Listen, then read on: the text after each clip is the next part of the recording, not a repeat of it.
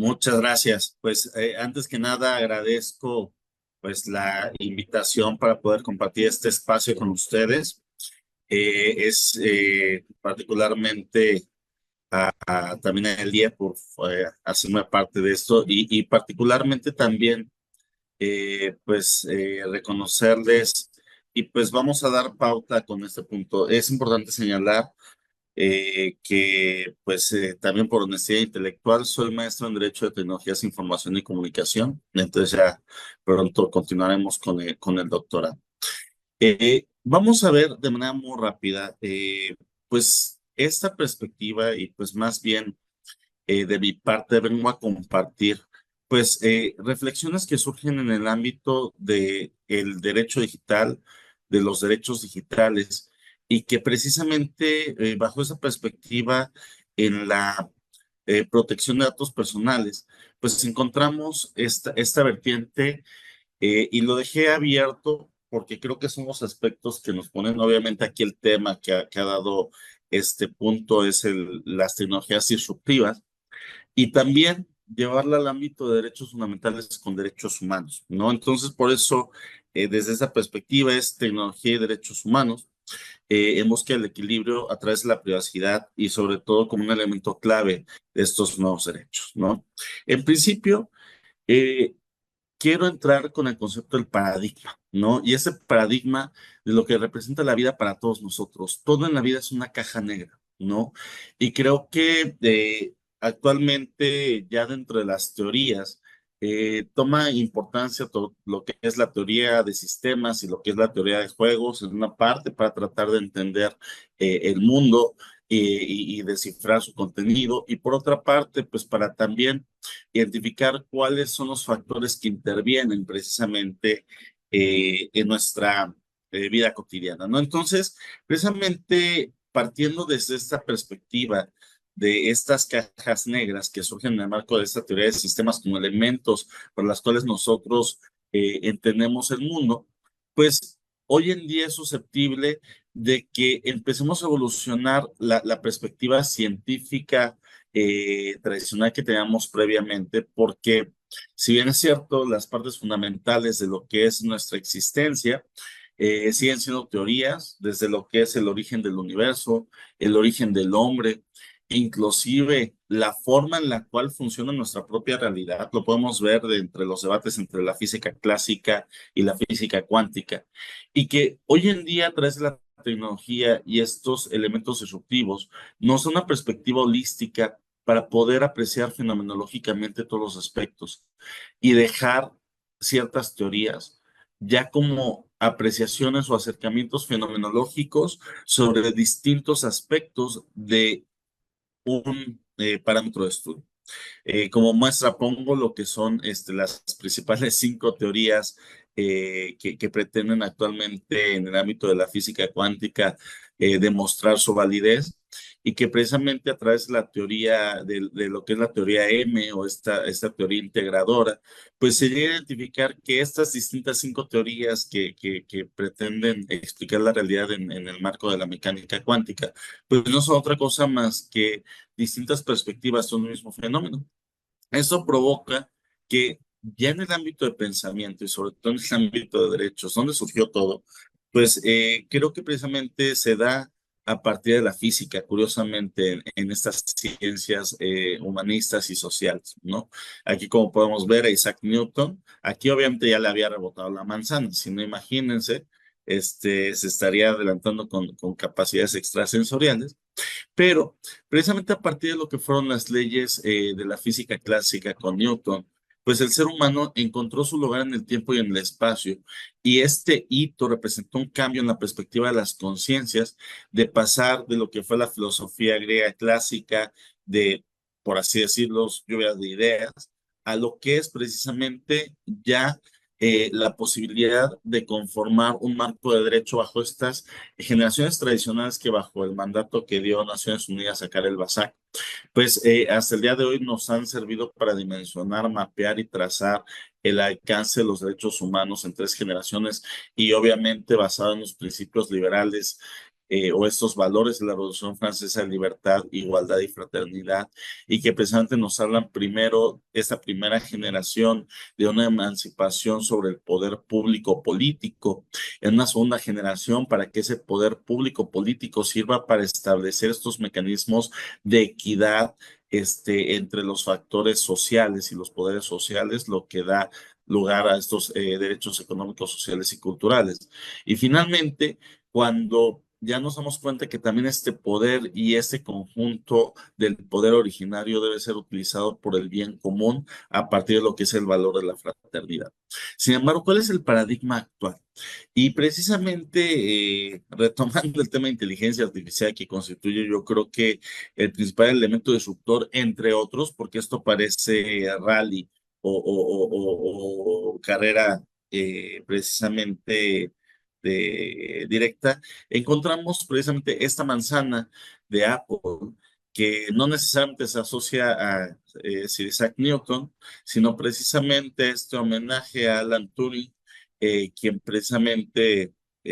mordió una manzana envenenada después de ser castrado químicamente por ser determinado homosexual, ¿no? Y que precisamente en este contexto vemos que esta manzana pues se ha vuelto significativa en el marco de lo que es una nueva narrativa de la inteligencia artificial a través precisamente de los dispositivos. Pero precisamente ese es el fenómeno actual y que creo que es un fenómeno que no podemos menospreciar, ¿no? Mucho se logró difuminar el tema de decir hasta qué alcance ha llegado la inteligencia artificial si solamente es generativa. Creo que esto nos da una falsa sensación de seguridad, en el sentido de que todavía no llegamos a la superinteligencia, cuando eventualmente uno de los propios trabajadores de OpenAI ha hecho este señalamiento que inclusive en 2005 puede llegar esa superinteligencia y que nos pone en riesgo, y lo podemos ver desde el fenómeno de TikTok, ¿no? Cómo el análisis y la descripción de nuestros datos en nuestros dispositivos mezclados con algoritmos de inteligencia artificial pueden generar inclusive la sensación de que una aplicación puede adivinar lo que nosotros pensamos o lo que queremos hacer sin que nosotros hayamos expresado algún elemento consciente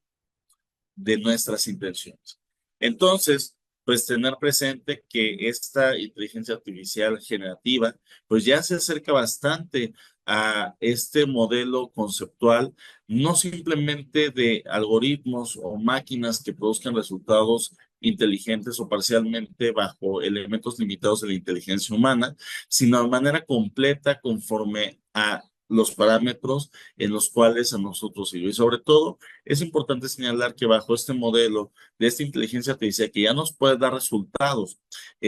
como si fuera generado por un humano con insumos y respuestas, que está basado en grandes datos de información y que sobre todo se caracteriza por estas redes neuronales transformadoras en las cuales, pues, derivado de grandes asociaciones de datos, se enfoca en los puntos principales de atención.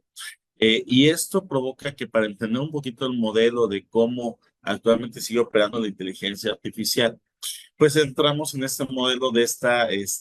caja donde una persona se encierra, una persona que habla, por ejemplo, español como nosotros, pero que se le dan mensajes en idioma chino. Esa persona no conocer chino cuenta con un manual que le permite descifrar la información y a partir de cumplir los comandos que se establecen en chino, entrega una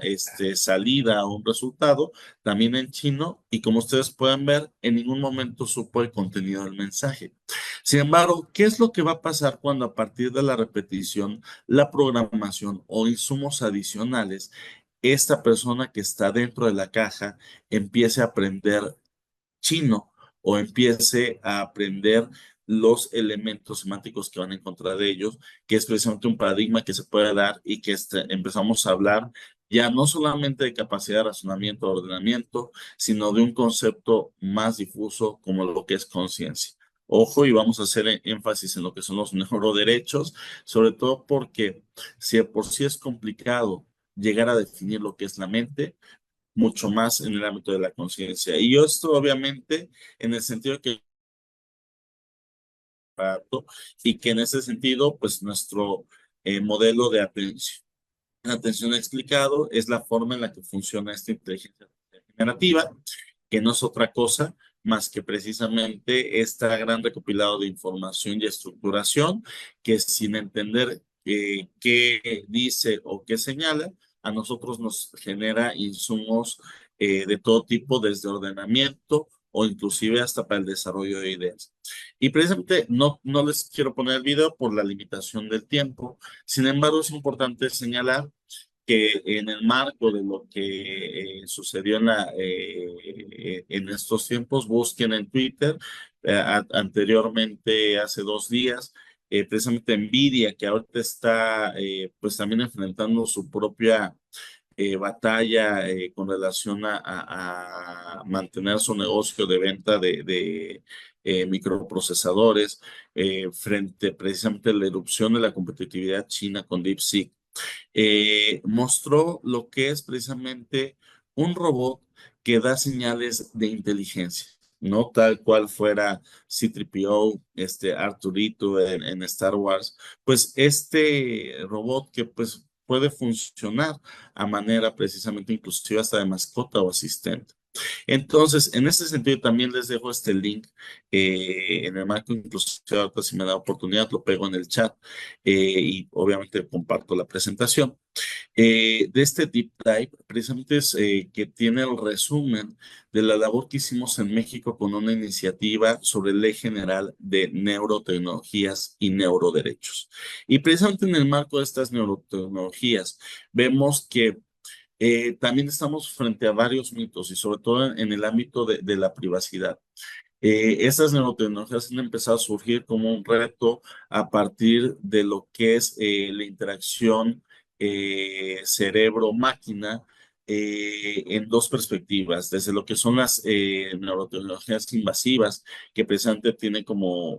característica pues el uso o la conexión de aparatos, interfaces cerebro-máquina, en donde pues es necesario instalar ciertos aditamentos en el sistema, en el cerebro, en el sistema nervioso central o periférico, y aquellas que son no invasivas y que generalmente se basan a partir de datos o a partir precisamente de la lectura de diversos elementos que da cuenta por parte del funcionamiento del ser humano. Sin embargo, la parte importante de estas neurotecnologías que originalmente van dirigidas al ámbito clínico para curar enfermedades es el riesgo incremental que se da ante el uso de tecnologías disruptivas en el marco del transhumanismo y todo lo que implica esta filosofía, que no nada más es el tema de curar, sino de mejorar, modificar o inclusive adaptar conforme a diversos gustos. Obviamente en el tema de la inteligencia artificial,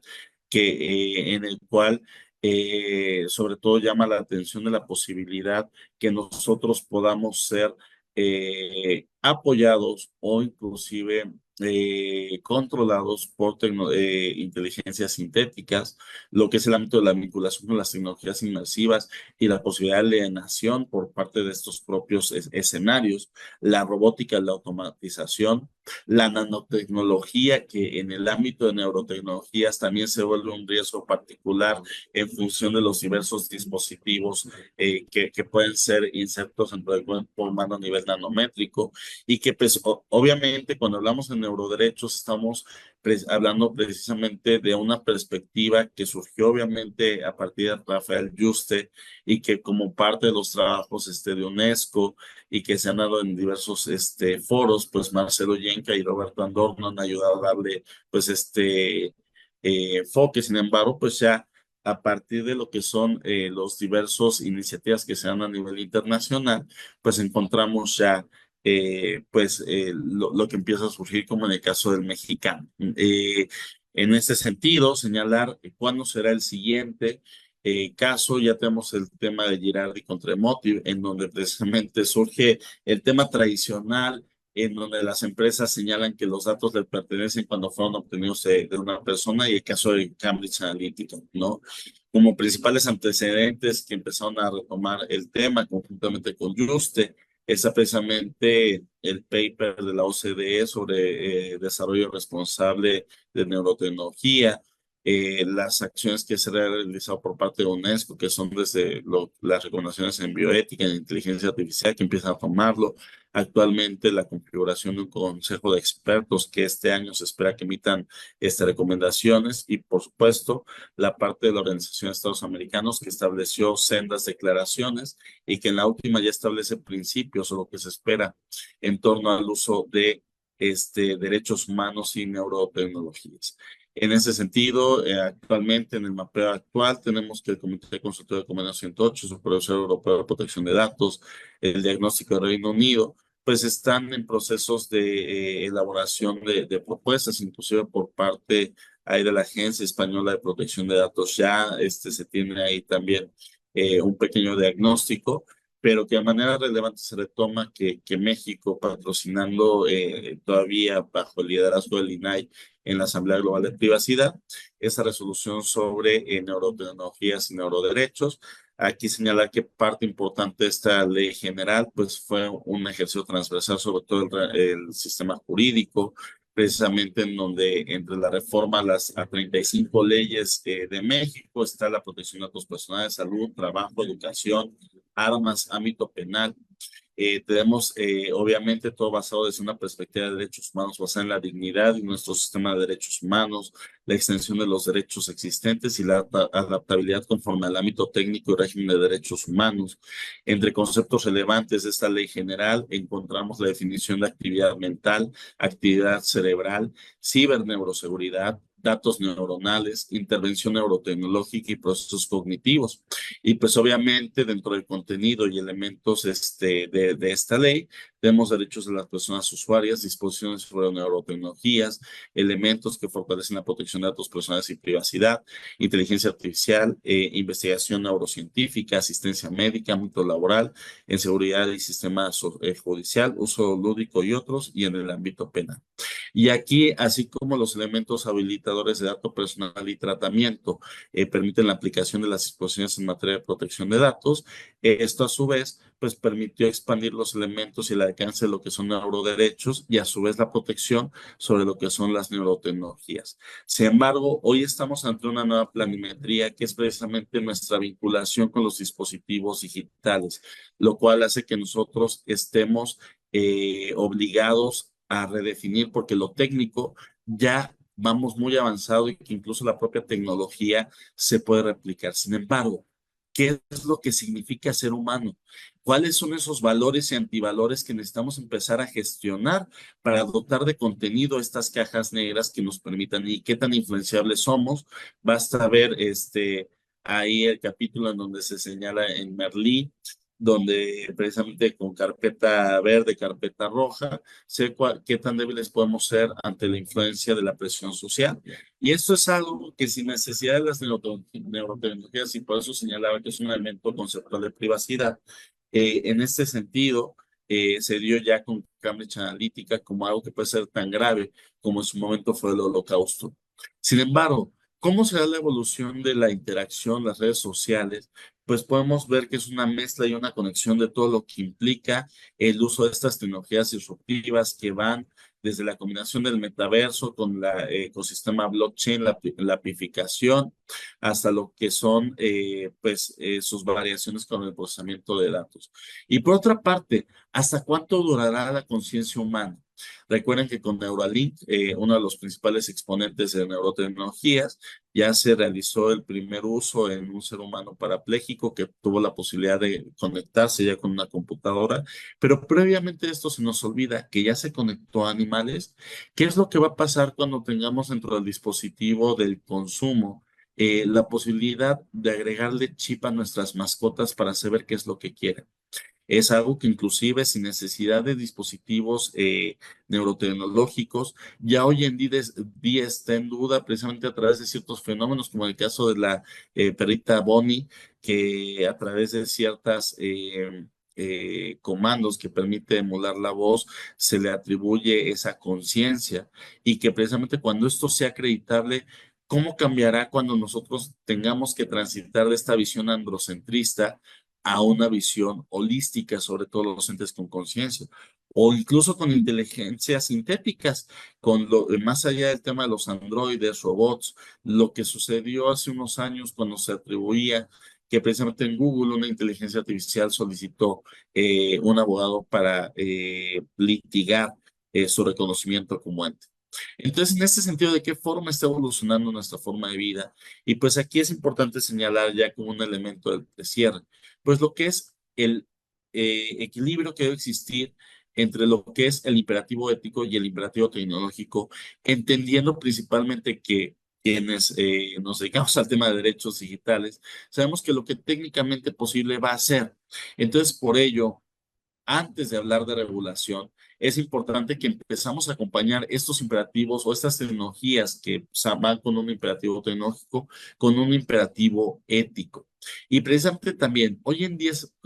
apropiado hablar de contextos digitales. ¿Cuáles son los riesgos a los que nos enfrentamos? Ya que así como la realidad se conforma de partículas, moléculas, átomos, energía, su interpretación y conocimiento es posible a través de los datos, el código y el algoritmo. Y esto es un elemento en donde necesitamos identificar cuáles son los fundamentos de la gobernanza, en los cuales, pues, datos e información no son nada. Si bien son muy poderosos, no son nada si no los convertimos en conocimiento, les damos perspectiva, inclusive los integramos como parte de la sabiduría. Es importante señalar la evolución de la privacidad con el cambio de paradigmas, que actualmente muchos siguen pensando en un ámbito de privacidad en un Internet 1.0 de base de datos, cuando eventualmente ya ni siquiera podemos verlos de una perspectiva de seguridad de la información en el marco del entorno digital y mucho menos como en los problemas tecnológicos en donde decíamos que la tecnología se equivoca. Hoy en día estamos en la era de la IA y tecnologías disruptivas, en donde ya estamos con soluciones integrales tecnológicas que requieren también soluciones regulatorias a través de lo que es el RegTech y el LegalTech. En ese sentido, la privacidad en la era digital estresa dos elementos fundamentales de las personas, como lo que es la identidad y la personalidad, a través de aspectos puntuales, como lo que es la identidad digital, activos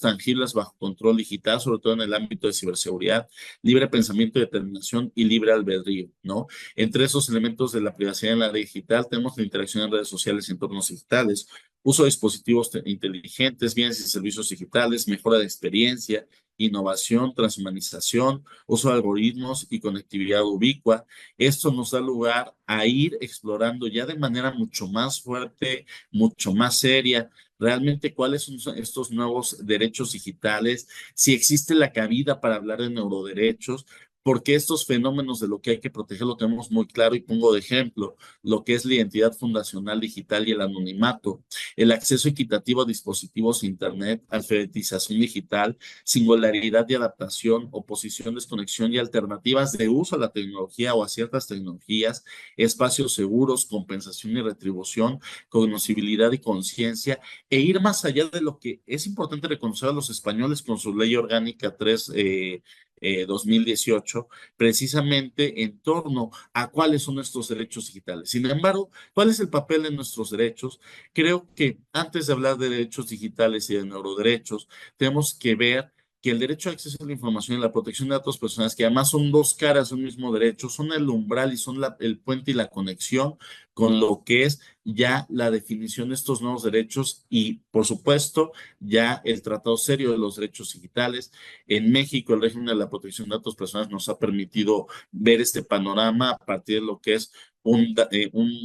paradigma fuerte y precisamente este paradigma de derechos humanos, tecnología e IA pues obviamente son cajas negras que se irán descubriendo y que debemos de verlo bajo esa perspectiva. Estamos bajo cajas negras que vamos interpretando y a partir de eso, sobre todo en el ámbito de derechos humanos y tecnologías, tener presente lo que es la dignidad. Y en ese sentido, sobre todo considerando cómo es la vertiente entre derecho y tecnología, que también tengamos mucho cuidado que el hecho de que hablemos de neuroderechos, de derechos digitales, no implica que todo es regulación. Necesitamos tener un equilibrio bastante claro entre lo que es la posición del gobierno en el marco de la emisión de leyes y regulaciones, así como lo que es las necesidades de la industria y este imperativo ético, a partir de lo que son políticas y estándares buscar que estos se reconozcan, se comuniquen e interactúen, pero que siempre estén dentro lo que es la dignidad del ser humano y los valores democráticos. Y en el caso de México, obviamente con la transición del INAI, pues precisamente ver que entre los retos va a ser esta coordinación que tiene la Agencia de Transformación Digital y Telecomunicaciones y esa Secretaría Anticorrupción y Buen Gobierno que retoma estas funciones del INAI, así como las demás dependencias involucradas, señalando que, como ustedes saben, en el marco del Reglamento de Inteligencia Artificial, pues ya empieza también a estar la tendencia de agencias de inteligencia artificial. Creo que debemos entender que de fondo, por encima de la inteligencia artificial, está el fenómeno tecnológico, por lo cual, en el caso de nuestro país, veo como un muy buen punto la creación de la Agencia de Transformación Digital y Telecomunicación. Sin embargo, como reto es precisamente tomar en cuenta que uno de los elementos fundamentales, como dije, son la gobernanza de datos, la importancia de que existe este alcance de atribuciones y que también no se van desbordadas por ser temas tan complejos y que requiere pues de tanto apoyo y que también es importante que empiecen a desarrollar áreas de enfoque que permitan ir acompañando estos elementos a nivel nacional e internacional, por una parte en lo que es inteligencia artificial, por otra parte, lo que es ciberseguridad, neurotecnologías y demás requerimientos. De mi parte, nuevamente agradezco el espacio, me pongo a sus órdenes, les invito a estar en comunicación en redes sociales y en breve pues les pongo ahí el enlace para el Deep Dive, dura 10 minutos por si quieren ahí escuchar. Muchas gracias.